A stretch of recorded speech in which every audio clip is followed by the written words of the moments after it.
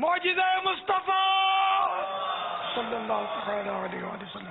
مسلم شریف کی حدیث ہے، حضرت عمرو بن اخطب انصاری رضی اللہ تعالیٰ عنہ کہتے ہیں ایک دن سرکار نامدار مدینے کے تاجدار صلی اللہ تعالی علیہ وآلہ وسلم ہم لوگوں کو نماز فجر پڑھا کر ممبر منور پر تشریف لے گئے اور خطبہ سناتے رہے یہاں تک کہ نماز ظہر کا وقت آ گیا. پھر مدینے کے تاجور صلی اللہ تعالی علیہ وآلہ وسلم نے ممبر منور سے اتر کر نماز ظہر ادا فرمائی. پھر خطبہ دینے میں مشغول ہو گئے یہاں تک کہ نماز عصر کا وقت ہو گیا. اس وقت آپ صلی اللہ تعالی علیہ وآلہ وسلم نے ممبر منور سے اتر کر نماز عصر پڑھائی. پھر ممبر انور پر چڑھ کر خطبہ پڑھنے لگے یہاں تک کہ سورج غروب ہو گیا.